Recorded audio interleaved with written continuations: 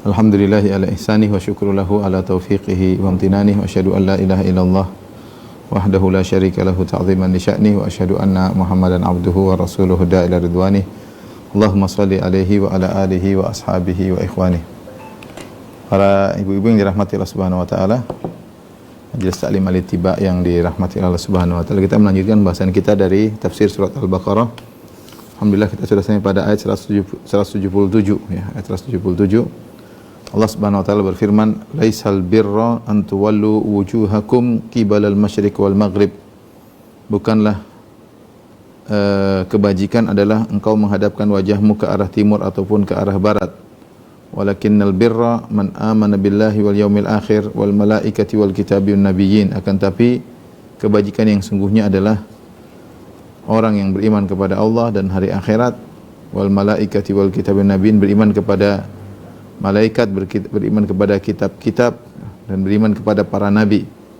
Kemudian wa atal mala ala hubbihi dzawil qurba, dan orang yang memberikan harta yang dia cintai, dzawil qurba, dia berikan kepada karib kerabat, wal yatama, kepada anak yatim, wal masakin, dan kepada orang miskin, wa ibnas sabil, dan kepada orang musafir yang kehabisan bekal, wasailina wa fir riqab, dan dia berikan harta yang dia cintai kepada orang yang meminta-minta, wa fir riqab, dan juga kepada para budak, wa aqama salata wa ata zakata wal mufuna bi ahdihim idza ahadu, dan orang-orang yang mendirikan salat dan bayar zakat ya, wal mufuna bi ahdihim idza ahadu, dan orang-orang yang menepati janji ya jika mereka telah berjanji, wasabirina fil ba'sa'i wad dharra'i wa hinal ba's, dan orang-orang yang bersabar dalam kesempitan, dalam penyakit, wa hinal ba's, dalam peperangan.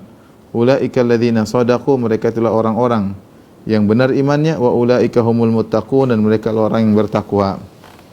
Ayat ini sebagian ahli tafsir seperti Al-Qurtubi, demikian juga Al-Alusi, dan ahli tafsir yang lain menyebutkan sebab nuzulnya adalah ketika terjadi perdebatan antara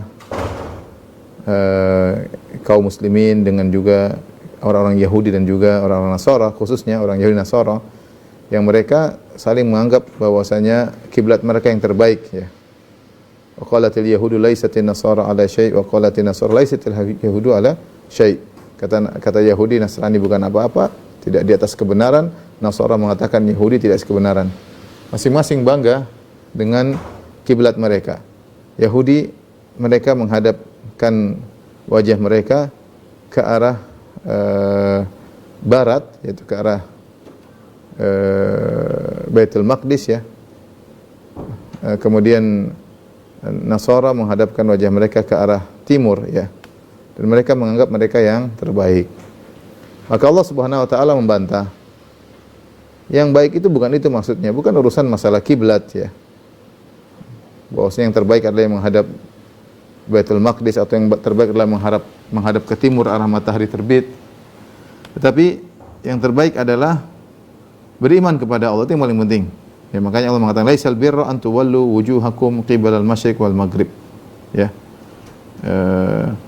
Ini pendapat pertama atau arahan yang pertama, bahwasanya untuk membantah mereka yang banggakan kiblat mereka menghadap Baitul Maqdis, Yahudi ataupun Nasara yang bangga mereka menghadap ke timur, Allah katakan itu bukan kebaikan. Kebaikan yang sungguhnya adalah beriman kepada Allah. Atau tafsiran yang kedua disebutkan juga oleh Al-Alusi rahimahullahu taala, bahwasanya maksudnya jangan kalian tersibukkan dengan urusan kiblat, karena tujuan kiblat, menghadap kiblat itu adalah wasilah. Yang paling penting ya, setelah kalian menghadap kiblat yang benar ya, adalah kalian beriman kepada Allah. Ini yang paling penting. Ya. Yang paling penting adalah beriman kepada Allah, karena menghadap kiblat adalah wasilah. Kalau kalian bukan itu yang utama, yang penting sudah menghadap kiblat sudah aman, enggak. Yang penting engkau menghadap kiblat sudah benar, tapi bukan itu yang intisarinya. Intisarinya adalah walakinnal birra man amana billahi wal yaumil akhir. Itu kebaikan orang yang beriman kepada Allah dan hari akhirat. Ada yang mentakdirkan walakinnal birra birru man amana billah. Ada yang mengatakan demikian. Tetapi kebajikan yang sesungguhnya adalah kebajikan siapa? Kebajikan birru man amana billah, orang yang beriman kepada Allah wal yaumil akhir, beriman kepada Allah hari akhirat. Wal malaikati wal kitabin nabiyyin, beriman kepada hari akhirat, kepada malaikat, kepada kitab dan para nabi. Di sini Allah Subhanahu wa taala menyebutkan sekitar 14 ya, 14 atau 15 poin yang merupakan intisari daripada keimanan ya. Barang siapa yang menunaikannya ini semua, maka dia telah mendapatkan bagian yang besar dalam keimanan ya. Sebagaimana hal ini disinggung oleh Al-Alusi rahimahullahu taala ya dalam tafsirnya Ruhul Ma'ani.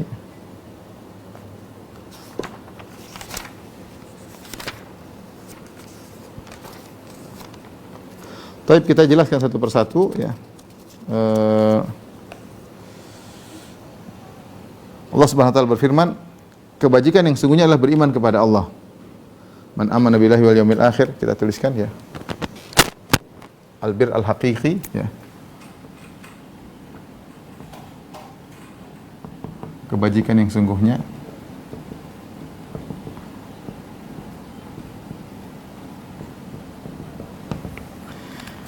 ada berapa poin kita klasifikasikan? 3 klasifikasi. Yang pertama ya, yang berkaitan dengan keimanan, man amana billah ya, beriman kepada Allah.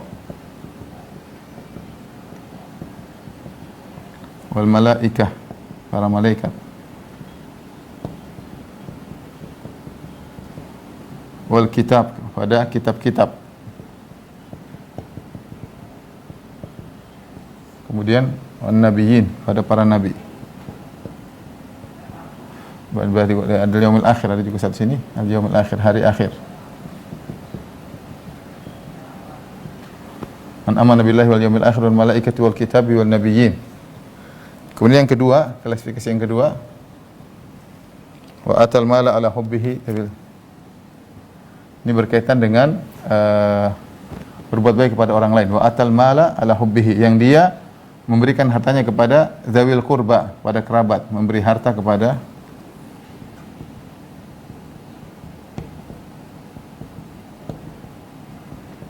kerabat. Wal yatama, anak yatim. Zawil qurba wal masakin, orang miskin. Wa ibnis sabil, ibnu sabil. Kemudian wasailina fir riqab, kepada as-sailin, sailin para peminta, para peminta-minta. Wa fir riqab, kemudian para budak. Kemudian wa aqama sholata wa ata zakata wal mufuna bi ahdim idza ahdu. Klasifikasi yang ketiga, dia mensucikan berkaitan dengan ibadah ya. Wa aqama sholata wa ata zakah, mendirikan salat.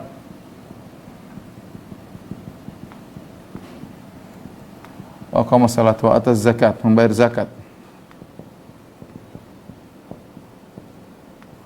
Wa aqama sholata zakata wal mufuna bi ahdim idza ahadu. Wal mufuna bi ahdihim, yang menunaikan janji mereka.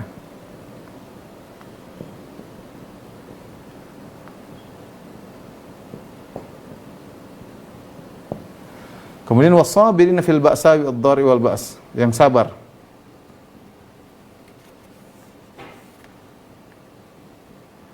Fil ba'sa'i wasabirina fil ba'sa'i wad-dharri wa hinal ba's ulaika alladziina shadaqu wa ulaika humul muttaqun. Perhatikan berapa poin di sini, mereka adalah orang yang benar imannya, mereka yang bertakwa. Ya. 1 2 3 4 5 6 7 8 9 10 11 12 13 14 15. Ini diklasifikasikan oleh Al-Alusi menjadi 3 klasifikasi. Ya. Yang pertama adalah kesempurnaan i'tiqad. Ini semua berkaitan dengan kesempurnaan seseorang manusia.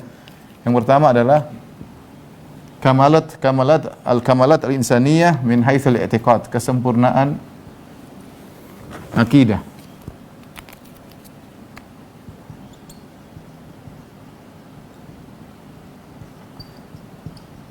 Yang kedua, memberi harta kepada anak yatim, kepada kerabat, orang miskin, ibnu sabil dan selanjutnya.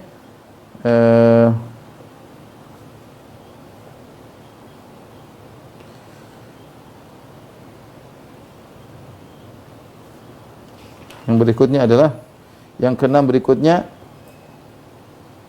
kesempurnaan dalam bersosial, ya. Ini yang berikutnya adalah 6 perkara, 1 2 3 4 5 6.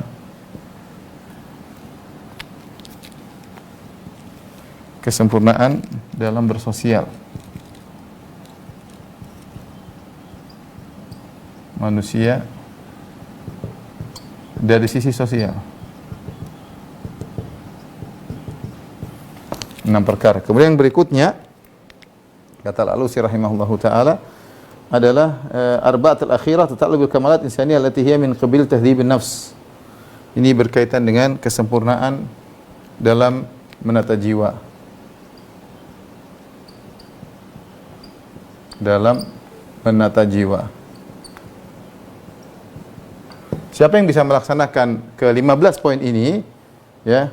Man amila bi hadhil ayah faqad istakmala al-iman wa nala aqsa maratibil iqan. Kata Al-Alusi, siapa yang bisa menjalankan 15 perkara ini, ya, maka sungguhnya dia telah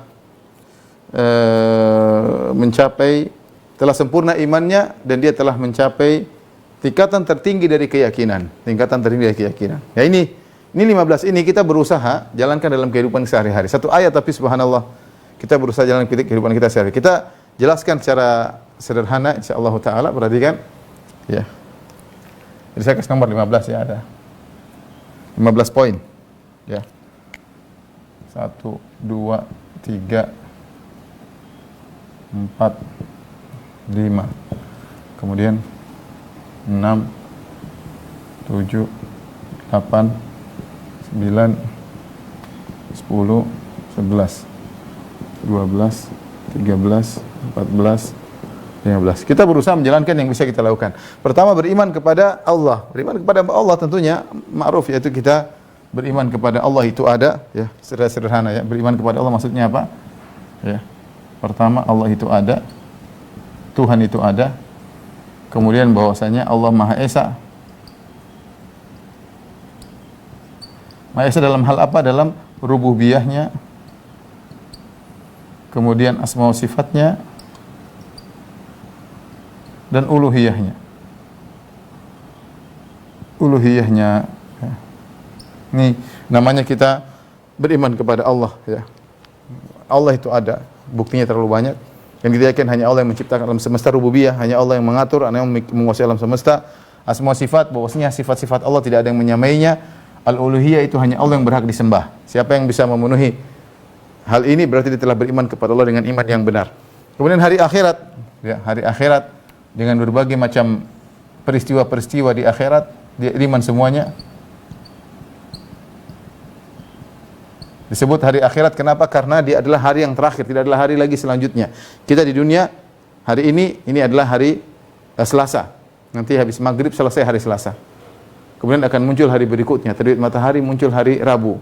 Nanti Rabu berhenti lagi, muncul hari Kamis dan terus bergulir. Sampai nanti kita tiba pada hari akhirat, tidak ada hari selanjutnya. Karena di hari kiamat tidak ada matahari, tidak ada rembulan, tidak ada namanya pergantian hari. Hari tidak ada penghujungnya, maka disebut hari akhir karena tidak ada hari setelahnya. Itulah hari yang terakhir, adalah abadi selama-lamanya, ya. Dan di situ banyak terjadi peristiwa-peristiwa dan kita berusaha beriman seluruhnya peristiwa-peristiwa di akhirat seperti hasyar dikumpulkan, hari kebangkitan, kemudian hisab, ya. Di antaranya kemudian mizan, ya. Ya, kemudian ada qisas, ya, atau kisah sebelumnya. Intinya nanti ada sirat, ya, ada qantara dan lain-lainnya, ya. Ada jannah, surga, ada neraka. Ini tentu sudah perlu pembahasan tersendiri, sudah pernah saya bahas dalam banyak kajian. Kemudian beriman pada malaikat, bahwasanya mereka adalah makhluk-makhluk Allah Subhanahu wa taala yang tidak pernah bermaksiat, tercipta dari cahaya, tidak pernah bermaksiat, ditugaskan oleh Allah dengan berbagai macam tugas. Ada yang tugas mencatat amalan kita, ada tugas mengurusi awan, mengurusi hujan, ada tugas mengurusi tumbuhan, ada yang bertugas mengurusi gunung, ada yang bertugas untuk mencabut nyawa, ada yang bertugas untuk meniupkan sangkakala, ada yang bertugas untuk menjaga neraka, ada yang bertugas untuk menjaga surga, dan berbagai macam tugas-tugas. Ada yang tugaskan untuk memberi azab para malaikat. Wa khuliqatil malaikatu min nur. Malaikat diciptakan dari cahaya. Adalah makhluk yang ada yang tidak bisa kita lihat namun dia ada. Ya. Dan Allah banyak menyebut tentang malaikat dalam Al-Qur'an. Kemudian beriman kepada kitab-kitab, yaitu kita beriman tentang kitab-kitab suci. Kitab-kitab suci yang diturunkan Allah Subhanahu wa taala. Ya, baik Taurat, Injil, Zabur, dan yang terakhir adalah Al-Qur'anul Karim yang memansuhkan seluruhnya.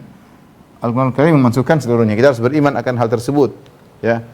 Kemudian beriman kepada para nabi. Para nabi. Tidak, yaitu beriman kepada seluruhnya. Kepada seluruhnya tanpa membeda-bedakannya. Tanpa mengingkari satupun. Tidak seperti Yahudi. Yahudi mengingkari Nabi Isa dan Nabi Muhammad SAW. Nasara mengingkari Nabi Muhammad SAW. Ya. Yahudi mengingkari Nabi Isa dan mengingkari Nabi Muhammad. Nasara mengingkari Nabi Muhammad. Kata, adapun kita kaum muslimin, kita beriman dengan seluruh para nabi. Kita sangat mencintai Nabi Musa alaihissalam, sangat mencintai Nabi Musa. Dan kita sangat mencintai Nabi Isa alaihissalam. Bagaimana kita tidak cinta kepada Nabi Musa dan Nabi Isa sementara Allah mencintai mereka. Allah muji mereka dalam banyak ayat. Namun kita juga sangat mencintai Nabi Muhammad sallallahu alaihi wasallam. Sementara mereka tidak. Mereka Yahudi tidak mau percaya kepada Nabi Isa, bahkan Nabi Isa dituduh sebagai anak zina. Mereka tidak percaya kepada Nabi Muhammad, ya. Nasara tidak beriman kepada Nabi Muhammad SAW. Adapun kita, la nufarriqu baina ahadin min rasulih. Kita tidak pernah membedakan Nabi yang satu dengan yang lain. Kita beriman kepada seluruhnya, ya. Ini adalah siapa yang melakukan yang baik, maka dia telah sempurna akidahnya. Ya, telah sempurna akidahnya. Tinggal ini semua adalah rukun iman, tinggal satu perkara takdir Allah sebut dalam ayat yang lain. Tetapi rukun iman pertama, rukun kedua, ketiga, keempat dan kelima Allah sudah gabungkan dalam satu ayat ini, ya. Baik. Kemudian kesempurnaan manusia yang dua dari sisi sosial. Kata Allah wa atal mala ala hubbihi. Perhatikan, di sini Allah buka dengan wa atal mala ala hubbihi. Kata Allah wa atal mala ala hubbihi. Yang artinya dia memberikan harta padahal dia mencintai harta tersebut, ya. Ala hubbihi yaitu dia cinta padahal dia cinta kepada hartanya. Ya. Nah, kalau kita artikan dia bersedekah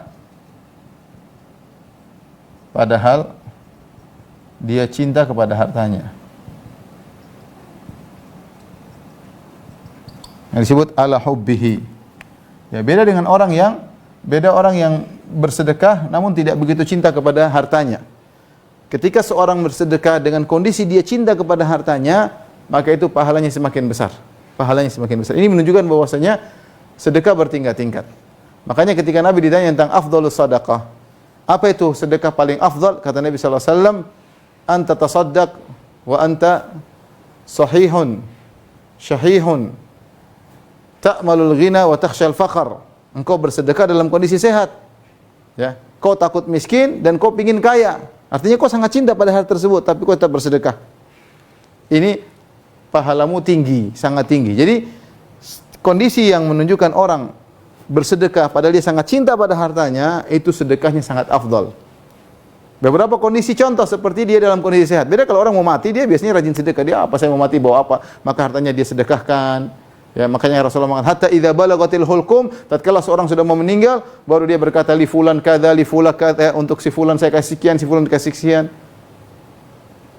Ada pahalanya, ada, tapi beda ketika engkau masih sehat, kau masih energik dan kau ingin punya kaya, ingin punya harta banyak dan kau takut miskin. Ya. Kau pelit tapi ternyata kau lawan pelitmu dengan kau keluarkan harta. Itu afdhalus shadaqah kata Nabi. Kenapa di sini? Karena ada kau mengeluarkannya dalam kondisi kau cinta kepada hal tersebut. Makanya Syekh Sa'di rahimahullah dalam tafsirnya menyebutkan beberapa kondisi di mana pahala sedekah sangat besar, yaitu intinya kau bersedekah sementara kau cinta dengan harta tersebut. Seperti tadi dalam kondisi kaya, dalam kondisi sehat, kekurangan harta, kau pingin kaya, kau takut miskin, ya, tapi kau bersedekah. Contohnya lagi harta yang sangat kau cintai kau sedekahkan. Kata Allah lan tanalul birra hatta tunfiqu mimma tuhibbun. Kau tidak akan mencapai kebajikan yang sesungguhnya sampai kau menginfakkan apa yang kau cintai. Para sahabat dahulu mereka memilih harta yang paling mereka cintai, mereka sedekahkan di jalan Allah Subhanahu wa taala. Umar bin Khattab memilih anfas amwalihi, dia memilih harta yang paling dia cintai, dia kasih sama Allah kepada Rasulullah untuk disedekahkan. Sebagian sahabat demikian, inilah kebun yang paling aku cintai ya Rasulullah. Fa innaha shadaqatun lillah, ini sedekah untuk Allah. Subhanallah, dia milih harta yang paling dicintai, bukan yang tidak cintai, yang paling dia cintai dia kasihkan. Karena dia mendengar firman Allah, lan tanalul birra hatta tunfiqu ma tuhibbun. Kau tidak akan mencapai kebajikan yang sungguhnya sampai kau berinfakkan apa yang kau cintai. Di antaranya seorang miskin. Seorang miskin yang dia mungkin punya harta sedikit, tetapi dia tetap sedekah. Sedekah yang semampunya tentunya. Dia sangat cinta dengan harta tersebut, tapi dia tetap bukan miskin, maksudnya kesulitan uang lah, tapi dia masih bisa jalan, masih bisa melaksanakan ekonominya, tapi tetap dia masih bisa bersedekah. Jadi artinya kapan Anda mencintai harta tersebut, Anda sedekah, maka pahalanya lebih besar daripada Anda tidak mencintai harta tersebut. Ini syarat ikhwan dan akhwat yang dirahmati Allah Subhanahu wa taala, para ibu yang dirahmati Allah Subhanahu wa taala. Ketika seorang bersedekah, dia berusaha memilih hartanya yang terbaik. Bukan berarti kita nggak boleh bersedekah dengan harta barang bekas, boleh. Baju bekas, sepatu bekas, itu ada pahalanya sendiri. Tapi kalau kita bersedekah dengan yang kita sukai, kita belikan baju yang baru, kita belikan ini yang baru, belikan anu yang baru, maka ini tentu pahalanya lebih besar. Siapa yang pertama kali dia sedekahkan atau dia sumbangkan? Pada kerabat, ini yang paling pertama. Kerabat. Paling utama adalah ketika seorang membantu adalah membantu kerabat. Wa atal mala ala hubbihi dzawil qurba. Dia mencintai harta tersebut tapi diberikan kepada kerabatnya. Kerabatnya, rahimnya, ya kakaknya, adiknya, ponakannya, tantenya, omnya, ya kalau atau lebih ring 2, ring 3. Tapi ini yang paling utama adalah kerabat terdekat seperti rahim-rahimnya, ya. Dan ingat, dia berusaha memberikan harta yang dia sukai, bukan harta yang tidak dia sukai. Jangan diberikan kepada kakaknya, misalnya dia bilang, "Kak, ini mesin cuci bekas, kalau diperbaiki nanti bagus, ini bagus." Jangan, kasih yang baru, belikan yang baru. Ini kulkas sebenarnya bagus, Kak, cuma kulkas ini lagi rusak, Kakak perbaiki insyaallah. Itu namanya bukan memberi kulkas, tapi suruh Kakak perbaiki kulkas terus dipindahkan ke rumahnya untuk mengosongi rumah. Ya, kita berusaha berikan yang kita cintai kepada keluarga kita, kakak atau adik yang memang kita suka dengan barang tersebut, kita kasihkan. Ya, kita belikan yang baik, kita kasihkan, kita kasih uang yang kita kasihkan, dan itu paling baik adalah kepada kerabat, kepada kedua orang tua kalau masih hidup. Setelah itu diberikan kepada anak yatim. Siapa anak yatim? Wal yatama. Al yatama adalah jamak dari yatim. Yatim adalah orang yang kehilangan ayahnya dan belum dewasa. Jadi yatim dua punya syarat. Yatim itu apa?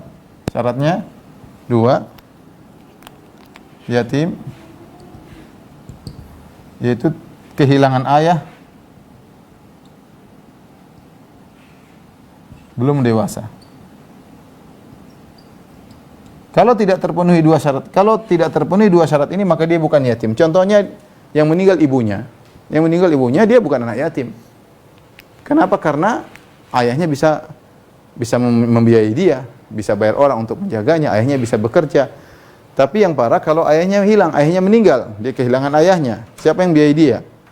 Ibunya, apalagi kehilangan ibunya juga. Sebagian orang benar-benar yatim piatu, tapi intinya disebut dengan yatim adalah kehilangan ayah. Yang kedua, belum dewasa. Kalau dia sudah dewasa, laki-laki, dia bisa kerja. Ya, bisa kerja, dewasa, udah balik. Kalau dia perempuan, dia bisa dinikahi. Sehingga disebut anak yatim adalah orang yang kehilangan ayah dan belum dewasa. Sebagian ulama seperti Sa'di mengatakan, berilah bantuan kepada anak yatim sampai-sampai seakan-akan mereka tidak merasakan kehilangan kedua orang tuanya. Bagaimana caranya ya? Dia merasa seakan-akan masih ada orang tuanya. Kalau bisa sampai pada derajat tersebut, itu bantuan yang terbaik. Makanya dia mengatakan, ana wa kafilul yatim. Aku pengurus anak yatim, bukan sekedar kasih biaya, tapi dia mengkafili, yaitu dia mengayomi. Dia mengayomi anak tersebut seakan-akan orang tuanya masih ada ya. Seakan-akan orang tuanya masih ada. Dan ini adalah pintu kesempurnaan dalam sisi sosial. Ya, seorang bagaimana mengurusi anak yatim ya, mengurusi anak yatim. Kemudian yang berikutnya orang miskin. Miskin, apa itu orang miskin? Orang miskin yaitu yang penghasilannya tidak memenuhi kebutuhannya. Penghasilan tidak memenuhi kebutuhan. Misalnya kebutuhan dia 3 juta per bulan. Ternyata penghasilan cuma 1 juta. Dia miskin berarti. Dia miskin. Ya, kalau miskin disebut secara tersendiri, dia sama dengan fakir. Miskin sama dengan fakir. Tapi kalau miskin digabungkan dengan fakir, Seperti dalam surat At-Taubah, innamas shadaqatu lil fuqara wal masakin. Sungguhnya zakat itu untuk orang fakir dan orang miskin. Nah, kalau digabungkan fakir dan miskin, maka fakir lebih parah. Fakir adalah penghasilannya kurang dari setengah kebutuhannya. Kalau miskin, penghasilannya lebih dari setengah kebutuhannya. Contoh, seorang punya penghasilan 4 juta. Seorang punya kebutuhan sebulan 4 juta. Ternyata penghasilan dia cuma 1 juta. Berarti dia adalah fakir. Karena penghasilan dia kurang dari setengah kebutuhannya. Kebutuhan dia 4 juta, setengahnya 2 juta, ternyata kurang dari 2 juta penghasilannya. Ketika penghasilannya kurang dari setengah kebutuhannya, penghasilannya kurang dari setengah kebutuhannya, kebutuhannya 4 juta, dia punya anak banyak, dia punya sewa rumah, harus gini. Ternyata dia hanya bisa memenuhi kurang dari setengah penghasilan, maka dia fakir, lebih parah daripada miskin. Kalau miskin, yaitu seorang yang penghasilannya setengah kebutuhannya atau lebih. Dia punya keperluan 4 juta, ternyata penghasilannya 2 juta. Nah, ini disebut dengan miskin. Ini kalau digabungkan seperti dalam surat At-Taubah, innamas shadaqatu lil fuqara'i wal masakin wal 'amilina 'alaiha wal mu'allafati qulubuhum wa fir riqab wal gharimin wa binis sabil wa fi sabilillah wa binis sabil. Ini ketika Allah menyebutkan al-asnaf as-samaniyah, golongan 8 golongan yang berhak menerima zakat, Allah sebutkan golongan fakir, golongan miskin. Artinya fakir lebih parah daripada miskin. Ketika digabungkan fakir lebih parah daripada miskin. Tetapi jika disebutkan miskin saja, orang miskin seperti dalam ayat ini, wa atal mala ala hubbihi dzawil qurba wal yatama wal masakin, orang-orang miskin. Maka mencakup fakir dan miskin. Mencakup fakir dan miskin karena setiap mencakup fakir dan miskin ya. Mencakup fakir dan miskin. Sama, miskin sama dengan fakir kalau disebutkan secara sendirian. Kenapa disebut dengan miskin? Miskin diambil dari kata sukun. Sukun artinya ketenangan. Kenapa ketenangan? Kata para ulama, karena dia tidak punya apa-apa, dia tidak bisa berbuat apa-apa, dia tenang, tidak bisa berbuat apa-apa. Orang kalau punya duit, dia bisa ke sana, bisa kemari. Mau apa lagi? Dia nggak bisa berbuat apa, nggak punya apa-apa. Untuk bertindak, untuk beraktivitas, dia nggak punya apa-apa. Atau dia tenang, kenapa? Dia tidak mampu banyak omong, kan dia nggak punya uang. Orang miskin biasanya gitu kan, diam, tenang. Ini pada umumnya ya, nggak tahu orang miskin sekarang nggak tahu. Tapi kalau pada umumnya orang yang kapan dia berani ngomong, angkat suara kalau dia punya duit. Dia punya jabatan, dia punya, baru dia ngomong sana, ngomong sini, pede. Orang miskin apa? Dia nggak punya apa-apa. Apa yang mau dipedekan? Diam, sedih. Ya. Makanya disebut dengan miskin. Ada ketenangan, itu dia sakana. Sakana dia tenang, dia tidak macam-macam. Tidak macam-macam. Ini disebutkan oleh Al-Alusi, juga disebutkan juga oleh Syekh Utsaimin rahimahullahu taala makna ini. Jadi kenapa miskin? Dia tidak banyak omong. Mau ngomong gimana? Nggak punya duit. Orang kalau nggak punya duit, ya sudah tenang aja. Kalau punya duit baru bangga ngomong ini, ngomong sana, angkat suara, tawa ketiwi, teriak-teriak, itu punya duit. Enggak punya duit, diem, sedih, merenung, bingung mau lakukan apa-apa, nggak bisa aktivitas. Kalau punya duit, safar ke sana, safar ke sini, safar ke luar negeri, duit banyak ya. Ibnu Sabil adalah orang yang bersafar dan kehabisan ongkos untuk pulang. Kehabisan ongkos untuk pulang, maka disebut Ibnu Sabil, yaitu musafir yang kehabisan bekal. Jauh dari tempat tinggalnya, untuk makan pun tidak ada misalnya, maka kalau kita punya uang kita bantu dia. Bantu dia bagaimana caranya? Dengan kita memberikan harta yang mencukupi kebutuhannya untuk dia makan sampai dia pulang kembali ke keluarganya. Saya pulang ke rumah istrinya, saya pulang ke rumah ke kampung halamannya. Kalau dia nggak punya duit, kita belikan tiket, kita kasih duit ya. Sebagian orang seperti dia sudah tidak bisa balik ke rumahnya, nggak ada biaya. Ya, tapi alhamdulillah sekarang sarana prasarana sangat mudah. Para peminta-minta, wasailin, orang yang minta-minta. Ya, kalau kita lihat orang minta-minta, berarti kesempatan bagi kita untuk menyempurnakan sisi sosial kita. Jadi kan saya bilang kita berusaha menyempurnakan 3 kesempurnaan. Kesempurnaan pertama kesempurnaan akidah, yang kedua kesempurnaan sisi sosial, yang ketiga kesempurnaan penataan jiwa. Ini 3 kesempurnaan yang kata Al-Alusi rahimahullah, siapa yang bisa melakukannya, dia telah dia telah disebutkan, yaitu dia telah faqad istakmalal iman, dia telah menyempurnakan imannya, wa nala aqsa maratibil iqan, dan dia telah sampai pada derajat tertinggi daripada keyakinan. Satu-satu kita kerjain. Ada orang minta-minta, kalau kita punya kita kasih. Dan minta-minta ini ada 2 kondisi, 2 model. Ya. Yang meminta dengan lisan, Dia minta langsung. Yang menunjukkan dengan kondisi, dengan hal. Dengan kondisi.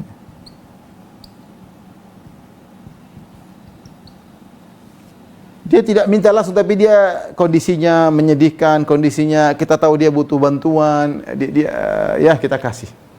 Kita kasih. Ini kesempatan bagi kita untuk sampai pada kesempurnaan manusia dari sisi interaksi dengan orang lain. Ini berat. Jadi ini berat. Ya, karena manusia asalnya sangat mencintai hartanya. Wa innahu li hubbil khairi lasyadid. Manusia itu sangat cinta kepada harta. Kemudian juga kata Allah Subhanahu wa taala, wa tuhibbunal mala hubban jamma, kalian mencintai harta kalian dengan kecintaan yang sedalam-dalamnya. Seorang mengeluarkan duit berat, apalagi dia mencarinya dengan susah payah. Dia cinta sama hartanya, wajar. Cinta sama harta sudah cari setengah mati, mau bagi ke orang berat. Tapi itulah yang pahalanya besar. Yang ini semua menunjukkan bahwasanya sedekah itu bertingkat-tingkat, tidak sama. Ya. Bertingkat-tingkat. Semakin seorang merasa semakin cinta hartanya kemudian dia keluarkan, maka pahalanya semakin besar, ya. Berusaha kita ada saham di sini, ada saham di sini, ada saham di sini, ada saham di sini, ada saham di sini. Kalau para budak sepertinya sekarang sulit, ya.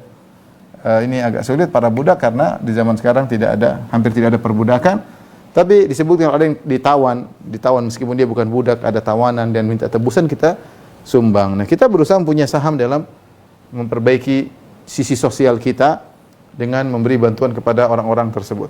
Kemudian yang berikutnya yang disebut oleh Al-Alusi rahimahullahu taala dengan al-kamalat al-insaniyah min qabili tahdhibin nafs, yaitu kesempurnaan dari sisi penataan jiwa. Itu bagaimana dia menata jiwanya. Pertama, mendirikan salat. Orang sering mendirikan salat dengan tenang, dengan rukuknya, dengan tumaknina, jiwanya akan tertata. Jiwanya akan tertata. Mau tidak mau dia renungkan apa yang dia baca, dia salat malam, jiwanya akan tertata. Pasti tertata. Pasti dia atur jiwanya, pasti indah jiwanya. Kemudian jangan lupa membayar zakat. Bayar zakat juga ini menata jiwa. Jiwa yang tadinya pelit, dia harus melawan jiwa tersebut. Dan seorang yang membayar zakat, ya, dia akan mendapatkan numu. Zakat secara bahasa artinya numu, ya. Zakat secara bahasa artinya numu wa ziyadah. Zakat secara etimologi artinya an-numu wa ziyadah, yaitu pertambahan. Nah, orang kalau membayar zakat, ya. Orang kalau membayar zakat, maka dia akan mendapatkan tambahan. Tambahan apa? Dari sisi harta bertambah. Kemudian apa? Iman bertambah. Iman bertambah, ya. Hartanya bertambah, pahalanya bertambah. Karena Allah akan tambah pahalanya. Tidak akan Allah beri ganjaran dengan ganjaran yang sama. Oh, Allah sebutkan barang siapa bersedekah, maka Allah terima dengan tangan kanannya, kemudian Allah Allah kembangkan sampai seperti gunung dalam hadis, ya. Jadi seorang kalau bayar zakat dan dia akan mendapatkan pertambahan. Karena zakat sendiri namanya pertambahan. Dia mensucikan dirinya, imannya bertambah. Penyakit-penyakit hati dia bersihkan. Kemudian yang berikutnya yang menunaikan janji mereka, dan ini janji banyak, janji kepada Allah Subhanahu wa taala. Orang kalau sudah berjanji sama Allah, dia harus tunaikan janji kepada sama manusia, ya. Semua perjanjian dia tunaikan. Ya, makanya kata Allah Subhanahu wa taala, "Wahfadzu aimanakum." Jagalah janji kalian. Seorang kalau sudah berjanji, dia catat, jangan dia biarkan, jangan suka obral janji. Ya, kalau dia tidak mampu, enggak usah janji-janji. Jangan memberikan harapan palsu kepada orang. Kalau dia punya kesepakatan, dia harus agreement, kesepakatan dia harus tepati, tidak boleh dia langgar. Bahkan kepada orang kafir. Ya. Wal mufuna bi ahdihim idza ahdu, dan orang-orang yang menunaikan janji mereka jika mereka telah berbuat perjanjian. Ya ayyuhalladzina amanu aufu bil uqud. Wahai orang beriman, tunaikan janji kalian. Jadi janji di sini kata para ulama, janji antara seorang hamba dengan Allah Subhanahu wa taala, dia punya janji, dan janji di antara dia dengan sesama manusia, baik mau kaum muslimin maupun orang kafir. Ya, dia harus berusaha menunaikannya. Ini butuh pernyataan jiwa. Menunaikan janji tidak boleh terlambat, tidak boleh. Ya, ini perlu penataan jiwa. Tidak gampang orang yang selalu komitmen dengan janjinya. Lain kalau dia sudah tidak mampu, dia bilang saya tidak mampu, saya sudah berusaha tidak mampu. Lain cerita. Tapi asalnya jangan ketika dia tukang obral janji, dia tidak catat, dia sering menyelisih janji, ini tidak boleh. Kemudian kata Allah yang terakhir, was-sabirina fil ba'sa'i wad-dhara'i wa hinal ba's. Was-sabirina, orang-orang yang sabar. Kapan? Kata Allah fil ba'sa'i wad-dharra', al-ba'sa'. Al-ba'sa itu penderitaan. Penderitaan seperti ekonomi, ya. Ekonomi kurang, contohnya, dan lain-lain, ya. Kemudian ad-dharra itu sakit. Kebanyakan ulama menafsirkan dengan sakit. Hinal ba's, al-ba's maksudnya perang. Ini di antara 3 kondisi seorang diperintahkan oleh Allah untuk bersabar. Ketika dia mengalami penderitaan secara ekonominya mungkin, atau penderitaan misalnya kehilangan orang-orang yang dia cintai misalnya, dia rasa penderitaan, kondisi-kondisi yang berat, dia bersabar. Sakit pun demikian, sakit terkadang orang sakitnya lama, terkadang sakitnya parah, terus sakit gigi pun lama, sehari, 2 hari, 3 hari, kadang seminggu, sakit. Seorang jarinya bengkak misalnya, atau badannya bengkak, sakit. Seorang kena penyakit misalnya yang berkepanjangan, ada penyakit kanker misalnya, ada penyakit gula, dia sabar, ya. Ada penyakit asam urat misalnya, dia sabar. Wasabirina, Anda sedang menata jiwa Anda, dan ini butuh kesabaran luar biasa. Oleh karena sampai bagi siapa yang memahami bahasa Arab, sampai ketika Allah menyebutkan semua 15 poin ini, yang 14 semuanya Allah datangkan dalam atau yang sebelumnya Allah datangkan dalam bentuk marfu', ya. Kata Allah, wa atal mala ala hubbihi dzawal qurba wal masakin wa nasabil kemudian wa aqamus salata wa atau zakata wal mufuna bi ahdihim. Al mufuna masih, jadi semuanya marfu', semuanya masih marfu'. Ketika as-sabirin, Allah tidak mengatakan was-sabiruna fil ba'sa, tapi Allah mengatakan was-sabirina fil ba'sa. Allah jadikan mansub. Ini yang ngerti bahasa Arab. Sebelumnya Allah datangkan dengan marfu', man amana billahi, itu semuanya marfu'. Man amana billahi wal yaumil akhir wal malaikati wal kitabi wa atal mala ala hubbihi. Ini semuanya dalam kondisi marfu' sampai Allah mengatakan wal mufuna bi ahdihim, orang-orang yang menunaikan janji, juga marfu'. Ketika Allah mengatakan as-sabirin, Allah datangkan dengan mansub. Was-sabirina. Bukan was-sabiruna, tapi was-sabirina. Mansub was-sabirin. Kenapa? Ada yang mengatakan karena sabar spesial daripada yang sebelumnya. Kalau sebelumnya, ya, ada sesuatu yang dia keluarkan. Kalau sabar menahan sesuatu yang ingin dia keluarkan. Kalau sebelumnya ngeluarin, bayar zakat, membantu orang, ngeluarin. Kalau sabar bukan masalah mengeluarkan, tapi kau menahan amarahmu yang mau keluar, kau tahan.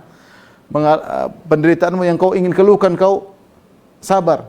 Ini berat, tapi ini spesial. Makanya dia mengatakan kenapa mansub? Karena tadi ada yang mengatakan mansub kenapa? Karena seperti Al-Alusi mengatakan akhusus sabirin, aku mengkhususkan orang-orang yang sabar. Mereka punya pahala spesial. Karena sabar itu tidak mudah. Anda mungkin diuji dengan kemiskinan, sabar, jangan sampai melakukan kemaksiatan, jangan mencuri, jangan makan yang haram, jangan mengadukan Allah kepada manusia. Anda diuji dengan keluarga yang tidak bahagia, diuji dengan suami yang nakal atau istri yang nakal, sabar. Jangan sampai Anda bermaksiat. Sebagian suami istrinya ini dia berzina. Sebagian istri mendapati suaminya itu dia selingkuh. Jangan. Sabar, hadapi dengan tenang sesuai dengan syariat. Sabar, penderitaan, iya penderitaan. Ya. Jangan curhat di medsos, sabar. Semuanya butuh kesabaran. Anda dicaci maki sama orang, dituduh yang tidak, sabar. Anda ingin ngeluarin, tahan. Ya, kalau sebelumnya berkaitan dengan mengeluarkan, sabar, berkaitan dengan menahan apa yang bergejolak dalam hati. Inilah 15 poin, Ibu yang dirahmati Allah Subhanahu wa taala dan juga para pemirsa. Siapa yang telah memenuhinya, maka dia akan mencapai kesempurnaan dirinya.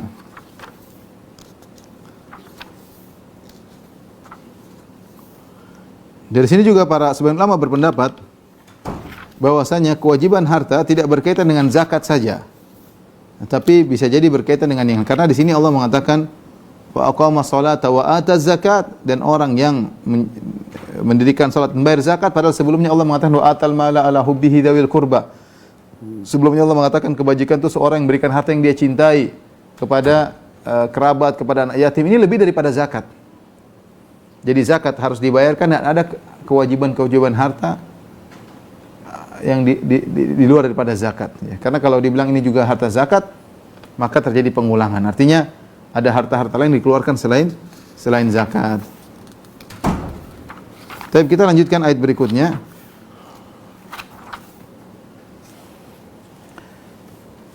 Kata Allah Subhanahu wa taala, "Ya ayyuhalladzina amanu kutiba alaihimul qisasu fil qatla." Wahai orang yang beriman, diwajibkan atas kalian untuk melakukan kisos berkenaan dengan orang-orang yang dibunuh. Kemudian kata Allah Subhanahu wa taala, "Al-hurru bil hurri." Kalau lelaki merdeka membunuh laki merdeka, maka dia juga harus dibunuh. Wal abdu bil abdi, kalau ada budak membunuh budak, maka budak yang membunuh juga harus dikisos dibunuh. Wal untha bil untha, demikian juga ada seorang wanita membunuh wanita yang lain, maka wanita yang membunuh tadi harus dibunuh, dikisos. Faman ufiya lahu min akhihi syai'un fattiba'un bil ma'ruf. Maka barang siapa yang mendapat satu pemaafan dari saudaranya, hendaknya yang memaafkan mengikuti dengan cara yang baik. Wa ada'u nilai bi ihsan, dan yang dimaafkan berusaha untuk membayar diat kepada yang beri maaf dengan cara yang baik. Dzalika takhfifu min rabbikum warahmah. Sungguhnya ini semua adalah keringanan dari Allah dan rahmat dari Allah. Faman i'tada ba'da dzalika falahu adzabun alim. Siapa yang melanggar setelah ini bagi dia azab yang pedih. Walakum fil qisasi hayatu ya ulil albab la'allakum tattaqun. Sungguh ya, dalam kisos itu ada jaminan kelangsungan kehidupan bagi kalian, wahai orang-orang yang berakal, supaya kalian bertakwa. Ayat berikutnya Allah Subhanahu wa taala berbicara tentang masalah kisos. Allah berfirman, "Ya ayyuhalladzina amanu kutiba alaikumul qisasu fil qatla." Wahai orang yang beriman, diwajibkan atas kalian untuk menjalankan kisos pada hukum orang-orang yang dibunuh. Kisos yaitu mengkisos, kita ngerti ya, itu membalas dengan setimpal. Kisos adalah membalas dengan setimpal, dan kisos ini tidak berkaitan dengan masalah bunuh-bunuhan saja. Bahkan yang dibawa daripada itu juga ada kisos ya. Makanya Allah mengatakan wal juruha qisas, dan luka juga dikisos. Ya, seorang melukai tidak sampai bunuh tapi hanya melukai tangan, melukai dia juga dikisos, dia juga dilukai. Kemudian juga ketika seorang membunuh yang lain, maka dia harus dibunuh dengan cara sebagaimana dia membunuh. Namanya kisos, dibalas dengan setimpal. Dibalas dengan setimpal ya. Dibalas dengan setimpal. Kemudian kata Allah Subhanahu wa taala, "Al-hurru bil hurri." Jika ada lelaki merdeka membunuh lelaki merdeka yang lain. Bisa jadi yang membunuh adalah pejabat dan yang dibunuh adalah rakyat jelata. Bisa yang dibunuh adalah seorang yang sangat kuat, sementara yang dibunuh adalah orang yang sangat lemah. Tetap saja hukumnya. Allah tidak membedakan strata antara yang membunuh dan dibunuh.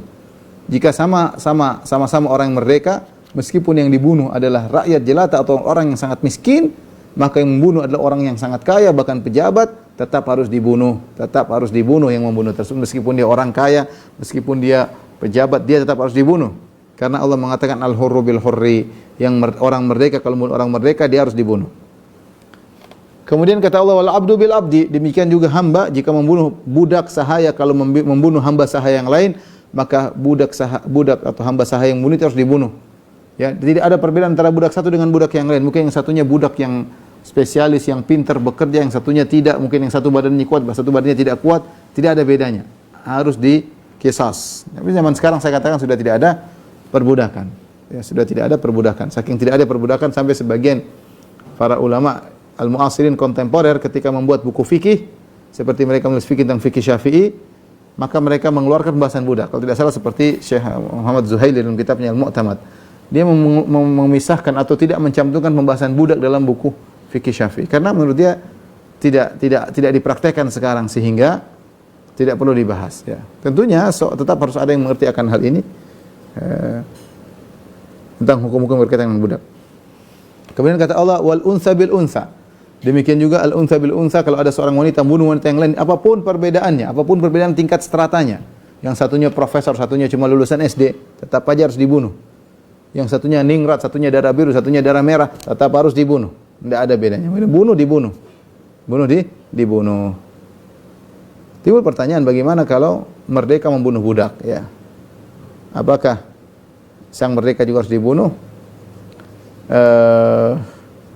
Ada khilaf di kalangan para ulama karena mereka mendapati dalil yang lain. Misalnya Nabi mengatakan wa katabana alaihim fiha anna an-nafsa bin-nafsi, ya, tentang hukum qisas yang berlaku pada Bani Israel, dan kami telah menetapkan bagi mereka anna an-nafsa bin-nafsi, bahwasanya jiwa harus dibunuh dengan jiwa, ya, tidak dibedakan antara jiwa merdeka atau jiwa budak.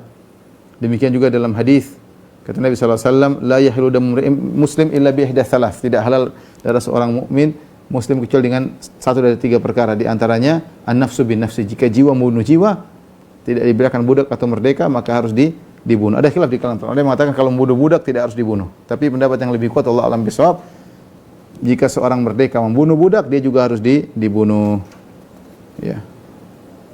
Demikian juga al-untha, bagaimana kalau wanita membunuh laki-laki atau laki membunuh wanita, apakah laki harus dibunuh? Yang benar laki juga harus dibunuh, ya, karena sama-sama manusia, ya, sama-sama manusia. Taib. Setelah Allah berfirman, "Faman ufiya lahu min akhihi syai'un fattiba'un bil ma'ruf." Perhatikan kata Allah, barang siapa yang dimaafkan baginya min akhihi, dari saudaranya. Dia dimaafkan dari saudaranya, maksudnya dia dimaafkan dari orang yang dia bunuh. Maksudnya berkaitan dengan auliyaul maqtul.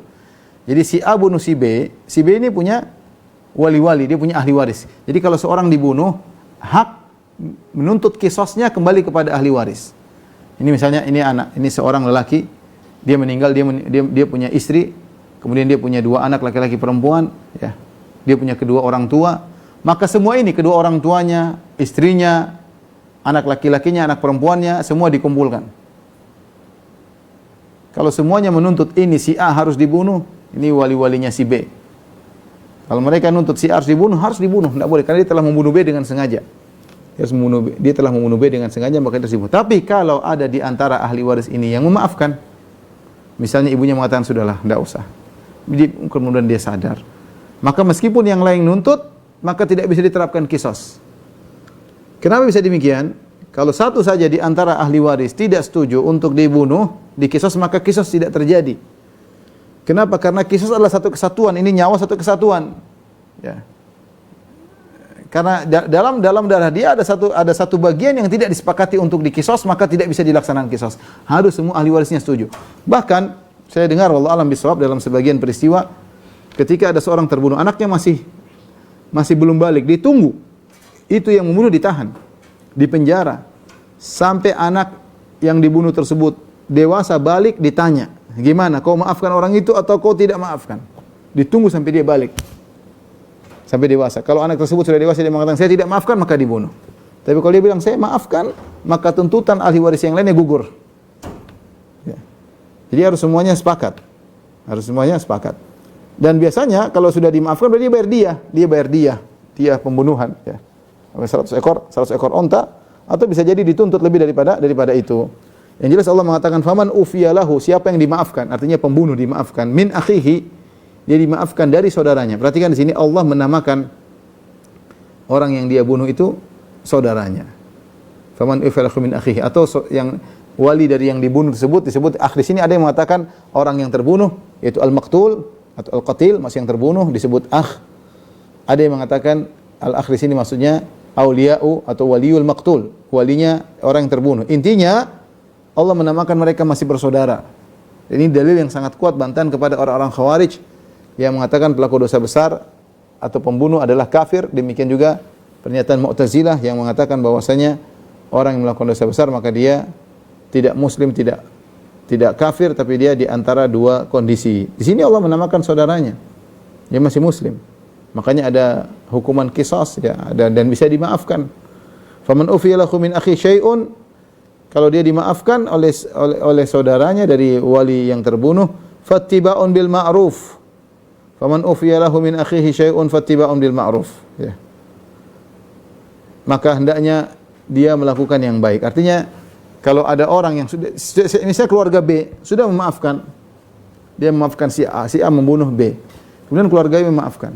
Kata Allah fattiba'un bil ma'ruf, maka hendaknya keluarga B ini jangan maksa si A dengan berlebihan, bahkan jangan alman, tuh kau itu kami sudah maafkan kamu, enggak perlu maafkan aja. Kalau enggak maafkan bunuh aja, enggak usah. Tapi enggak usah mungkit-mungkit kemudian menghina, enggak perlu. Kalau bunuh, kalau enggak. Kemudian jangan juga memberatkan, minta nuntut dengan uang yang banyak. Kan boleh, misalnya seorang keluarga, ada seorang terbunuh, kemudian boleh nuntut. Saya nuntut misalnya 5 miliar, baru kami bebaskan. Kalau kau enggak bayar 5 miliar, kami akan bunuh engkau, kami akan menegakkan kisos. Ini boleh, tapi Allah mengatakan jangan demikian, jangan merepotkan. Kalau maafkan, maafkan. Kalau minta tambahan yang wajar ya. Ya, tambahan yang wajar. Jangan berlebihan, jangan berlebihan. Saya pernah di Saudi, saya ketemu dengan salah seorang dari kabilah. Dia cerita pernah ada kerabat kami membunuh salah seorang dari, bukan orang Saudi tapi orang luar, dari orang luar yang kerja di Saudi. Adik kami atau kakak kami bunuh dia. Akhirnya mau dikisos. Akhirnya kami berunding, kami bilang jangan dikisos. Kami siap bayar diat, kami siap bayar. Akhirnya yang terbunuh kami minta ini tidak dibunuh tapi bayar 7 juta real. 7 juta itu ya sekitar ya, kalau satu real 4.000, ya, 7 juta real berarti 28 miliar. 28 miliar. Akhirnya mereka kumpul uang, satu kabilah itu kumpulin uang sampai mereka bayarkan agar saudara mereka lolos. Sepertinya tidak baik ya. Sepertinya tidak baik. Saya akan minta, kalau maafkan, maafkan. Kalau minta ya jangan berlebihan. 20 miliar untuk satu nyawa, maksudnya memang ya, itu namanya nyawa tidak bisa dihitung dengan duit. Tapi jangan memberat, 28 miliar berat. Berat bagi seorang untuk, tapi mereka karena mereka punya duit, mereka bayar ya. Mereka bayar ya. Kata Allah, fattiba'un bil ma'ruf. Kalau kau maafkan maka yang tenang, tidak perlu ungkit-ungkit, tidak perlu menuntut yang berlebihan. Kemudian wa ada'un ilaihi bi ihsan. Adapun yang dimaafkan hendaknya segera bayar dengan cepat, jangan tunda-tunda. Mereka sudah maafkan maka bayar diat dengan segera. Wa ada'un ilaihi bi ihsan. Bayar dengan cara yang baik ya. Karena namanya orang pelit, sudah dimaafkan malah macam-macam, enggak, bayar yang baik. Dzalika takhfifu min rabbikum wa rahmah. Ini sungguhnya adalah keringanan dari Rabb kalian dan kasih sayang dari Rabb kalian kepada kalian. Kalau orang-orang Bani Israel dahulu, mereka ada kisos tapi enggak ada keringanan, enggak ada diat. Siapa yang membunuh orang lain, baik amdan atau khata'an, sengaja atau tidak sengaja, dia harus dibunuh. Ini hukum kisos berlaku di Bani Israel. Di zaman Nabi sallallahu alaihi wasallam Allah meringankan, ya, Rasulullah meringankan hukuman, Allah meringankan dengan boleh dimaafkan tapi dengan bayar diat dan terserah mereka ya. Boleh. Makanya takhfif. Tidak seperti Bani Israel. Faman i'tada ba'da dzalika falahu adzabun alim. Barang siapa yang melampaui batas setelah ini maka bagi dia azab yang pedih. Jangan melampaui batas ya. Ya. Kemudian kata Allah